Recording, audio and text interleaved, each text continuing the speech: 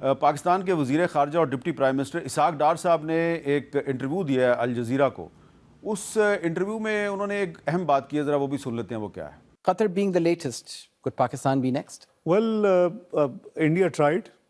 Israel did, according to our information, gave full support. And the word saw, the claims all got exposed. So we are ready. Some sort of combined security force type, not for aggression purpose, but for peaceful purpose, for stopping the aggressor. And where does a nuclear-powered Pakistan stand with that? Nuclear-powered Pakistan obviously would stand as member of the Ummah, will discharge his duty.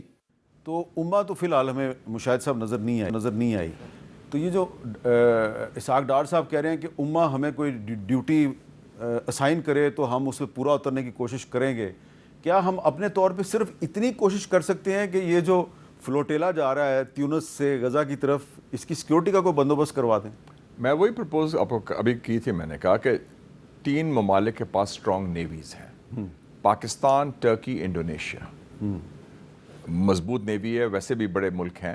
یہ joint humanitarian flotilla تیار کر لیں اور United nations general assembly کا sanction بھی لے لیں, اور کر سکتے ہیں بالکل. کوئی انیشیٹو تو لینا, پتہ چلے کہ کوئی ہلچل ہو رہی ہے, کوئی ٹھوس اقدامات ہو رہے ہیں اور کوئی لوگ کھڑے ہونے کو تیار ہیں.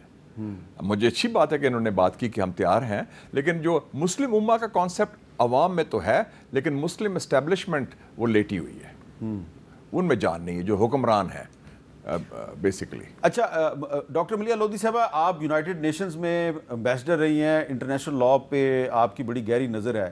یہ پاسبل ہے کہ پاکستان, ترکی اور جو انڈونیشیا کی نیویز ہیں یہ مل کر جو غزہ کے مظلوم فلسطینی ہیں ان کی مدد کے لیے کوئی فلوٹیلا تشکیل دیں اور یونائٹڈ نیشنز ان کو سپورٹ کرے؟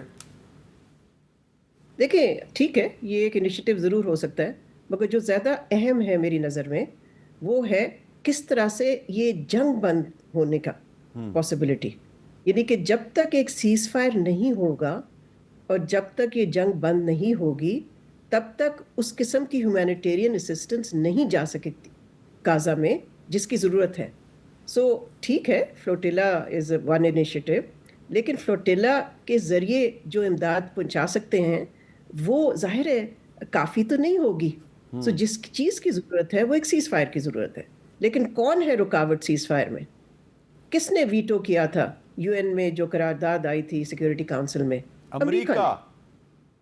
امریکہ. اور اس وقت بھی آپ کو معلوم ہے کہ ایک کانسیکوینس جو ہے, ایک نتیجہ جو ہے, جو اٹیک ہوا ہے اسرائیل کا قطر پہ, اس کا یہ ہے کہ سیز فائر کے جو پاسبلٹی امکان ہیں وہ بہت کمزور ہو گئے ہیں. وجہ کہ انہوں نے انہی لوگوں کو ٹارگٹ کیا حماس کے جو کہ مذاکراتی ٹیم کے ممبرز تھے, جو مذاکرات کر رہے تھے. اور پہلے انہوں نے ایران کے بھی انہی ارکان کو ٹارگٹ کیا حملے میں اسرائیل نے, جو کہ مذاکراتی ٹیم کے ممبر تھے. جی, تو حامد اس سے پھر کیا چیز سامنے آتی ہے اور کس چیز کا یہ ثبوت ہے کہ اسرائیل امن نہیں چاہتا. اسرائیل ایک ریجنل ہیجمون کے طور پہ مڈل ایسٹ پہ حاوی ہونا چاہتا ہے. وہ گریٹر اسرائیل کے خواب دیکھ رہا ہے جس پہ کہ فلسطینی ریاست کی کوئی پاسبلٹی نہ ہو. اور اس وقت جو کہ آپ نے جس طرح سے پروگرام شروع کیا, اسرائیل کا ایک گراؤنڈ اوفینسو ہو رہا ہے غزہ کے شہر کو لینے کے لیے اور اس پہ قبضہ کرنے کے لیے. تو دیکھیں کس چیز کی ضرورت ہے اس وقت, ایک قرارداد کی جو کہ سیکیورٹی کاؤنسل اڈاپٹ کرے جس پہ کہ امریکہ جو ہے اس کو ویٹو مت کرے. تو ہر چیز پھر واپس آ جاتی ہے امریکہ پہ. تو امریکہ تو ویٹو کرے گا, امریکہ تو ویٹو کرے گا نا, جو کہ بٹ اسی پہ پریشر پہ ڈالنا چاہیے نا. دیکھیں اس حوالے سے یہ پھر مسلم ممالک جو تھے جو اکٹھے ہوئے تھے دوحہ میں سمٹ کے لیے, they should have put more pressure on America, نہ کہ ان کی خوشامد کرتے. جی بالکل. اور اس وقت لگتا یہ ہے کہ دنیا جو ہے عالمی برادری کی اصل لڑائی اسرائیل کے ساتھ نہیں امریکہ کے ساتھ ہے. اور یہ جو دوحہ سمٹ ہے جس کی ہم بات کر رہے ہیں, یہاں پر بھی کچھ جو رہنما ہیں انہوں نے کافی اہم باتیں کی ہیں جو کہ ہمیں جو ڈکلیریشن ہے اس میں نظر نہیں آ رہی. مثال کے طور پہ جو امیر قطر ہیں शेख तमीम बिन हमद सानी, उन्होंने कहा कि ग्रेटर इसराइल का एजेंडा आलमी अमन के लिए शदीद ख़तरा है। इसराइल ने इंसानियत के ख़िलाफ़ जराइम में तमाम हदें पार कर दी। मेरे मुल्क पर जारहाना हमला किया गया जिसमें हमास के रहनुमाओं के अहल खाना और मुज़ाकराती वफ़द की रहायशगाह को निशाना बनाया गया। वज़ीर-ए-आज़म पाकिस्तान शहबाज शरीफ साहब ने कहा इसराइल को जंगी जराइम पर कटहरे में लाना होगा। 2 रियासती फार्मूले की उन्होंने हमायत की और टास्क फोर्स की भी उन्होंने बात की। तुर्की के सदर रजब तैयब अर्दवान ने कहा हमारी जंग एक दहशतगर्द मुल्क इसराइल से है। इजरायली हुक्मरान खून ख्वार जहनीत के हामिल हैं। इसराइल पर मुआशी दबाव डाला जाए, ये बड़ी अहम बात थी। अनवर इब्राहिम साहब वज़ीर-ए-आज़म मलेशिया, उन्होंने कहा बड़ी अहम बात, हमारी आने वाली नस्लें हमसे पूछेंगी कि हमने इसराइल को रोकने की हिम्मत क्यों नहीं की। हमारी मजम्मत इसराइली मिज़ाइलों को नहीं रोकेगी। ये एक्शन का वक्त है, बातों का नहीं। तो जो एक एक्शन है मुशाहिद साहब आपने प्रपोज कर दिया, लेकिन दूसरा देखें, इतने लोगों ने स्ट्रीट स्टेटमेंट दी, ये कहते हैं हम डेलीगेशन जाके, कुंजी उनके पास है वाशिंगटन में, ट्रंप को मिलते हैं और ये जिन लोगों ने ट्रंप को कमिटमेंट दी है $2 खरब देने की, वो कहते हैं the money will be on hold till कि आप लगाम लगाएं नेतन्याहू को और जारियत का खात्मा करें और जो गाजा जेनोसाइड है उसका खात्मा करें। कोई तो स्टेप होता ना, कि वो तो आपने खुली छुट्टी दी, ब्लैंक चेक दिया हुआ है $2 ट्रिलियन वो और जो है, और जो नेतन्याहू और वो भी मैं बता दूं, इनके जितने भी प्रॉपर्टीज हैं या इनके जो असासे हैं यूरोप में, अमेरिका में, जिस तरह इन्होंने रशिया के साथ किया ना यूक्रेन जंग के बाद, वो सब एक दो। अच्छा, मैं आपको जो नेतन्याहू का बयान आपने सुना होगा, उसामा बिन लादेन का उसमें जिक्र है, जरा मैं आप चाहता हूँ आप दोबारा सुने और उस पर तबसरा करें। The United States acted very boldly against the terrorist havens that were given to Al-Qaeda in Afghanistan, the terrorist haven that was given to the chief terrorist, bin Laden, in Pakistan. Those countries that are condemning Israel today did not come and say, well, what a terrible thing was done. The sovereignty of Pakistan was violated. The sovereignty of Afghanistan was violated.